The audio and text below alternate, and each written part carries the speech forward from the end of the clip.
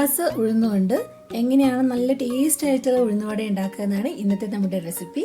അപ്പോൾ എല്ലാവർക്കും സ്വാഗതം വീഡിയോയിലേക്ക്. ഇതിനായിട്ട് നമ്മൾ ചെയ്യേണ്ടത് ഈ 1 ഗ്ലാസ് ഉഴുന്ന് അത് ഒരു 3 മണിക്കൂർ നേരം നന്നായിട്ട് കുതിരാനായിട്ട് വെള്ളത്തിൽ ഇട്ട് വെക്കുകയാണ് ചെയ്യേണ്ടത്. ചുരുങ്ങിയത് 3 മണിക്കൂർ ഇടണം. അതിൽ കൂടുതൽ ഇട്ടുണ്ടെങ്കിലും കുഴപ്പമൊന്നുമില്ല.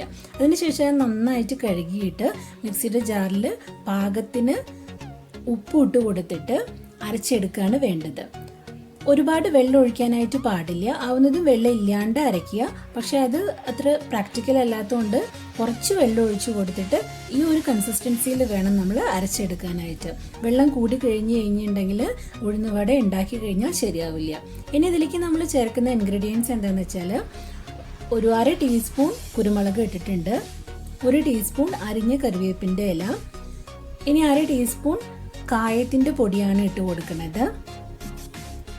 അതുപോലെ ചെറിയൊരു കഷ്ണം ഇഞ്ചി നന്നായിട്ട് അരിഞ്ഞിട്ട് ചെറുതായിട്ട് അരിഞ്ഞിട്ട് അതും കൂടി മിക്സ് ചെയ്ത് കൊടുക്കുന്നുണ്ട്.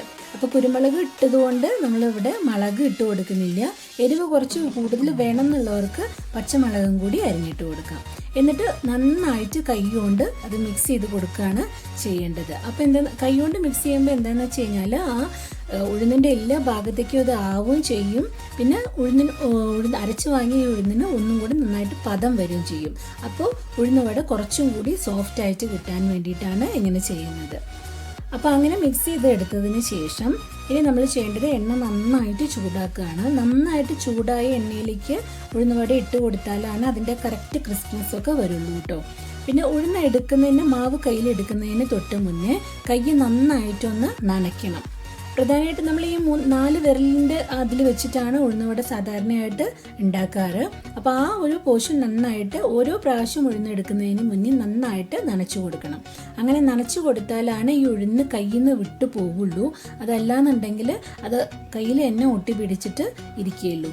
അപ്പോൾ ആ കൈ നനയ്ക്കുക എന്നുള്ളത് വളരെ ഇമ്പോർട്ടൻ്റ് ആണ്. അത് ചെയ്ത് കൊടുത്തു കഴിഞ്ഞിട്ടുണ്ടെങ്കിൽ എല്ലാവർക്കും ചെയ്യാൻ പറ്റുന്ന വളരെ ഈസി ആയിട്ടുള്ളൊരു സംഭവം തന്നെയാണ് ഈ ഉഴുന്നുവട ഉണ്ടാക്കുക എന്നുള്ളത്. പലർക്കും ബുദ്ധിമുട്ട് തോന്നുക ഈ ഷേപ്പ് കറക്റ്റ് വരണില്ല. ആദ്യമായിട്ട് ഉണ്ടാക്കുന്നവർക്കൊക്കെ കുറച്ചൊരു ബുദ്ധിമുട്ട് തോന്നും. പക്ഷേ അത് നമ്മളൊരു 2-3 പ്രാവശ്യം ഉണ്ടാക്കി നോക്കി കഴിഞ്ഞ് കഴിഞ്ഞാൽ പ്രത്യേകിച്ച് ഈ കൈ വെള്ളത്തിൽ മുക്കുക എന്നുള്ളത് ചെയ്ത് കഴിഞ്ഞിട്ടുണ്ടെന്നുണ്ടെങ്കിൽ ഉഴുന്നുവട ഉണ്ടാക്കാൻ അത്ര വലിയ ബുദ്ധിമുട്ടൊന്നുമില്ല. ഇനി ഇത് നന്നായിട്ട് ഡീപ്പായിട്ട് ഫ്രൈ ചെയ്തെടുക്കുക എന്നുള്ളതാണ് അടുത്ത പരിപാടി. അപ്പോൾ അത് സിമ്മിൽ ഇടേണ്ട ആവശ്യമില്ല. ഗ്യാസ് നന്നായിട്ട് തന്നെ കത്തിക്കോട്ടെ. എന്നിട്ട് 2 സൈഡ് നമ്മൾ അടുത്ത് നിന്നിട്ട് തന്നെ ഓരോ സൈഡ് കളർ മാറി വരുന്നതിനനുസരിച്ച് മാറ്റി മാറ്റി ഒന്ന് ഇട്ട് കൊടുത്തു കഴിഞ്ഞാൽ ഇതുപോലെ നല്ല ഗോൾഡൻ കളറായിട്ട് നല്ല മൂത്ത് നല്ല സ്മെല്ലൊക്കെ വരും കേട്ടോ. ഉഴുന്നുവട ആയി കഴിഞ്ഞ് കഴിഞ്ഞാൽ ഒരു പ്രത്യേക സ്മെല്ലൊക്കെ വരും. അതാവുമ്പോൾ തന്നെ നമുക്ക് മനസ്സിലാവും ഇതായിട്ടുണ്ട് എന്നുള്ളത്. അപ്പോൾ ഇങ്ങനെയുള്ള സ്റ്റേജിൽ നമുക്കത് വറുത്ത് കോരിയെടുക്കാം. അപ്പോൾ ഇങ്ങനെയാണ് ടേസ്റ്റി ആയിട്ടുള്ള ഉഴുന്നുവട ഉണ്ടാക്കുക. കോക്കനട്ട് ചട്നി തന്നെയാണ് ഉഴുന്നുവടയ്ക്ക് ഏറ്റവും നല്ല കോമ്പിനേഷൻ. സാമ്പാർ കൂട്ടി കഴിക്കുന്നവരും ഉണ്ട്. അപ്പോൾ കണ്ടോ, നല്ല ക്രിസ്പായിട്ട് സോഫ്റ്റ് ആയിട്ടുള്ള നല്ല ഉഴുന്നുവട. അധികം എണ്ണയൊന്നും കുടിച്ചിട്ടില്ല. നല്ല ടേസ്റ്റ് ആയിട്ടുള്ള ഉഴുന്നുവടയാണ്. അപ്പോൾ നിങ്ങൾക്ക് ഇഷ്ടമായിട്ടുണ്ടെങ്കിൽ നിങ്ങളുടെ ഫ്രണ്ട്സിനും കൂടി ഷെയർ ചെയ്യുക.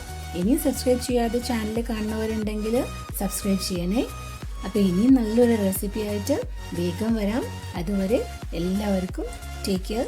Bye-bye.